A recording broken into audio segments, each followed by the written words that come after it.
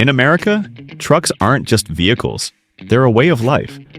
Whether you're hauling lumber in Texas, towing a boat in Florida, or just parking one proudly in your driveway, owning a pickup is part of the culture. We buy them expecting strength, durability, and the kind of reliability that should last 200,000 miles or more. But here's the ugly truth. Not every truck deserves that trust. I've seen neighbors sink thousands of dollars into bargain-used pickups that didn't even survive 100,000 miles. One guy down my street thought he scored with a cheap Ford EcoBoost until the timing chain stretched at $75,000 and left him with a $3,000 bill. Another friend traded in a Ram 1500 after the HEMI tick turned into a wiped camshaft that cost more than his monthly mortgage. These stories aren't rare. They're warnings. Today, we're breaking down 6 pickup trucks that fall apart long before they should. Some look rugged on the outside, some carry big-name badges, but all of them hide serious flaws that have burned American buyers again and again. So, before you sign those papers or hand over cash for that too-good-to-be-true used truck, watch this list carefully. Because the wrong choice won't just drain your wallet, it could leave you stranded on the side of the highway, wishing you had done more research. Number 6. Nissan Titan. On paper, the Nissan Titan was supposed to be Japan's answer to the American full-size pickup.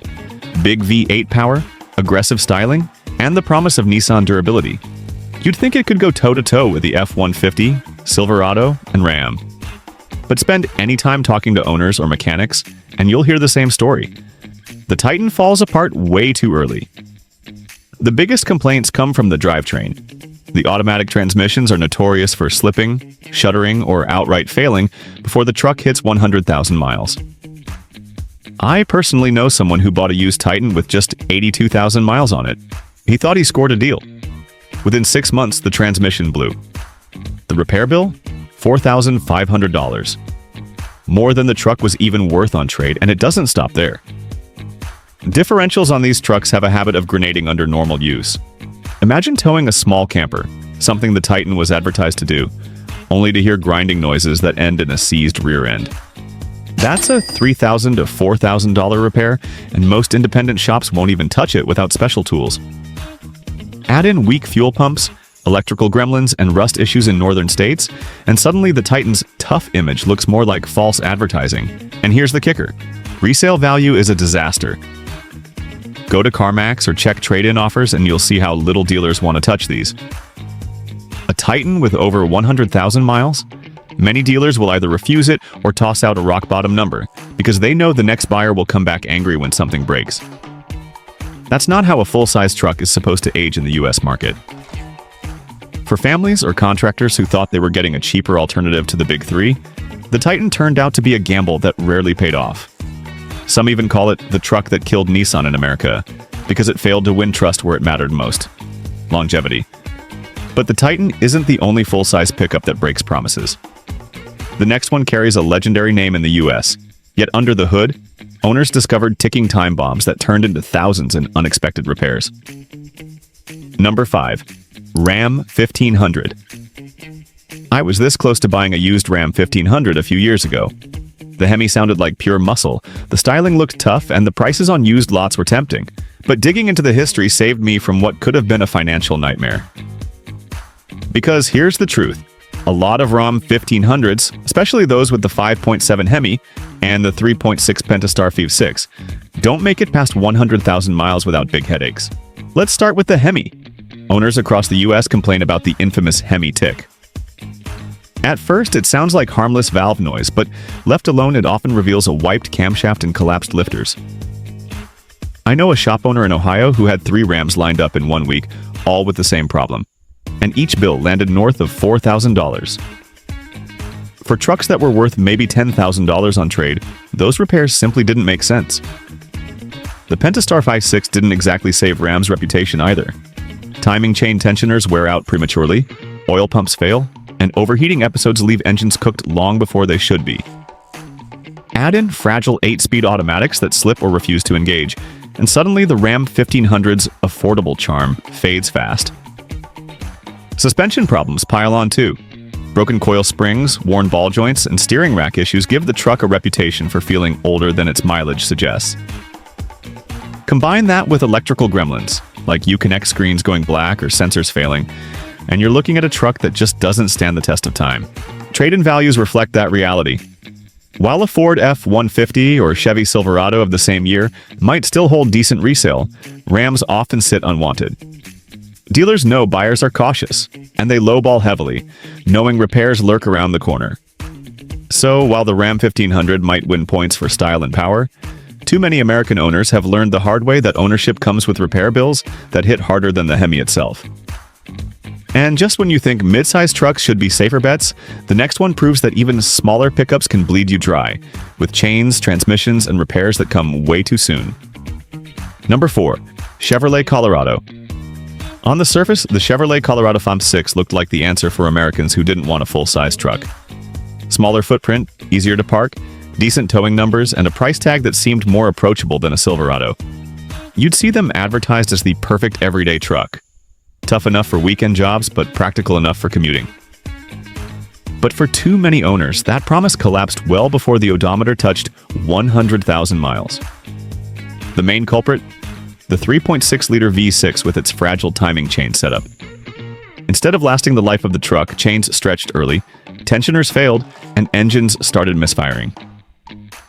I once spoke to a mechanic in Phoenix who said half his shop's engine rebuilds in 2020 were Colorados.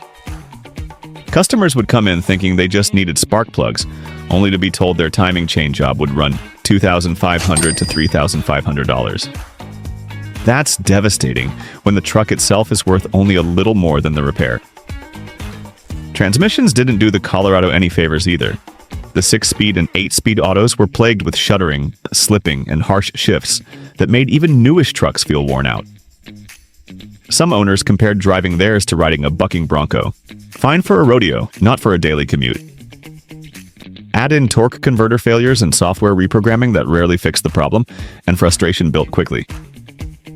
Then there's the electronics. Infotainment systems that freeze, power steering modules that fail, and random check engine lights make the Colorado one of those trucks that keeps you guessing every time you turn the key. A neighbor of mine had one and used to joke that it spent more time plugged into a diagnostic scanner than plugged into a trailer. Resale value reflects the pain. Dealers across the US are cautious about taking high-mileage Colorados because they know buyers are catching on. Lowball trade-in offers are common, and used car lots often discount them heavily just to move inventory. What was supposed to be GM's smart mid-size solution became a case study in how cutting corners on engineering can backfire. For too many Americans, the Colorado wasn't a practical alternative. It was an early ticket to expensive repairs. And if you think Chevy dropped the ball here, wait until you see what happened when Ford's most popular truck got saddled with turbos and cooling systems that fail years before they should. Number 3. Ford F-150. The Ford F-150 is America's king of trucks. Nobody sells more. And when Ford rolled out the 3.5-liter EcoBoost, it sounded like the future. V6 fuel economy with V8 power, twin turbos for towing strength, and modern engineering. Dealers hyped it up, commercials showed it hauling boats and trailers, and buyers lined up. But for thousands of American families, that excitement turned into bitter regret once the miles started stacking up. The biggest issue? Timing chains. Instead of lasting the life of the engine, early EcoBoost developed chain stretch shockingly early, sometimes before 80,000 miles. That led to misfires, rattling starts, and repair bills north of $3,000. And because the engine bay is packed tighter than a Manhattan parking lot, labor costs skyrocket. One mechanic told me, "I'd rather swap a Cummins diesel than open up another EcoBoost." That says it all. But the pain didn't stop there. Turbochargers were another weak spot. Owners reported whining noises, loss of boost, and outright turbo failures that left their trucks crawling up hills instead of pulling them. At $1,500 to $2,000 per turbo, plus hours of labor, even a single replacement hurts.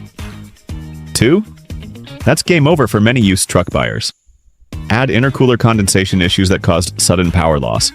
Imagine merging onto a 95, only to have your truck stumble, and the EcoBoost quickly built a reputation for letting drivers down when they needed it most. Cooling systems weren't bulletproof either. Radiator and water pump failures showed up way too soon, leaving many trucks sidelined during family trips or work runs. The kind of downtime that kills confidence in America's most trusted nameplate. And here's the kicker: resale value. While the F-150 badge usually guarantees strong trade-in numbers, dealers quietly discount early EcoBoost because they know what's hiding under the hood. Plenty of used listings show engine work performed multiple times, scaring off cautious buyers. So yes, the EcoBoost was bold, but bold doesn't always mean bulletproof. For too many Americans, it was the truck that proved even the best-selling pickup in the country can stumble hard. But before you think Ford is the only brand with ghosts in the closet, let's rewind to Toyota, a brand worshipped for reliability, that had one of its most popular full-size trucks hiding problems no one saw coming. Number 2. Toyota Tundra. When you hear the name Toyota Tundra, most Americans immediately think of bulletproof reliability. For years, Toyota built its reputation on trucks that just don't quit. And to be fair, the Tundra earned loyal fans thanks to strong V8 power and simple old-school toughness. But peel back the myth, especially on the 5.7-liter models from the early 2000s through the 2010s, and you'll find some cracks in that armor, literally. Let's start with the exhaust manifolds. They were notorious for cracking, often before the truck even crossed 100,000 miles. That ticking noise you hear on startup? It's the sound of an expensive repair coming. Many owners ignored it, only to fail emissions tests later, or watch repair bills climb into the $2,000 to $3,000 range. Then there's the secondary air injection system. Toyota designed it to cut emissions, but in practice it left countless Tundras sidelined. Pumps failed, valves stuck, and engines went into limp mode, sometimes with less than 80,000 miles on the clock. Toyota issued service bulletins, but many owners still paid thousands out of pocket to fix a system that never should have been this fragile. And don't forget rust. Northern truck owners know this story all too well. Frames corroded so badly that Toyota had to launch one of the largest frame replacement campaigns in U.S. history. Entire trucks were lifted off their frames and rebuilt, a process that cost Toyota millions but left many owners questioning how a forever truck could rot away so soon. Yes, plenty of Tundras still rack up 200,000 miles, but for too many buyers, the road there wasn't smooth or cheap. Between manifolds, injection pumps, and rust nightmares, the Tundra proved that even Toyota can drop the ball when it comes to long-term toughness. And if Toyota's stumble feels surprising, just wait for the final truck on this list. It's GM's mid-size twin to the Colorado, and while it shares many of the same flaws, it adds its own set of problems that make ownership an even bigger headache. Number 1. GMC Canyon. The GMC Canyon was pitched as the professional-grade twin to the Chevy Colorado, a mid-size pickup for buyers who wanted something a little classier than Chevy's version. On the surface, it worked. Bold styling, GMC's upscale badge, and all the promises of durability. But for thousands of American owners, the Canyon turned out to be the same headache as the Colorado, only with a higher sticker price. The 3.6-liter V6 was supposed to be modern and efficient, but instead it brought fragile timing chains, misfires, and repairs that drained wallets far too soon. Many drivers complained about rough idling and stalling before the truck hit 90,000 miles. And the transmission? A complete sore spot. The 8-speed automatic in particular became infamous for shuddering so badly that some owners thought their trucks were misfiring. Software updates rarely fixed it. Torque converter replacements were common, and full rebuilds cost thousands. Suspension and steering issues piled on too. Ball joints, tie rods, and bushings wore prematurely, giving the Canyon a sloppy, worn-out feel even at relatively low mileage. And electronics, everything from glitchy infotainment screens to faulty sensors, it added insult to injury. One U.S. dealer mechanic told me flat out, "If it's a Canyon with over 70,000 miles, I can almost guarantee it's been in my bay more than once." The resale market reflects this pain. Buyers scanning used listings see the patterns: multiple transmission services, timing chain jobs, and owners bailing early. Trade-in offers are insultingly low because dealers know the Canyon's reputation is shaky. For a truck that was supposed to elevate GMC's name, it ended up doing the opposite. So there you have it. 6 pickups that too often collapse before hitting the 100,000-mile mark. From Nissan's struggling Titan to Ram's costly HEMI problems, Chevy and GMC's mid-size letdowns, Ford's troubled EcoBoost, and Toyota's rust-prone Tundra, each one shows that looks and badges don't always equal longevity. If you're shopping for a used truck in the US, let this be your cheat sheet. Avoid these 6, save yourself thousands, and look for the models that mechanics actually trust. Now I want to hear from you. Have you owned one of these trucks? Did it break down too soon, or did you beat the odds? Drop your story in the comments and don't forget to like, subscribe, and share this with a friend who's hunting for a pickup right now. You could save them years of frustration and more than a few paychecks. Because in the American truck market, the toughest drivers aren't the ones who push their trucks hardest. They're the ones who buy smart.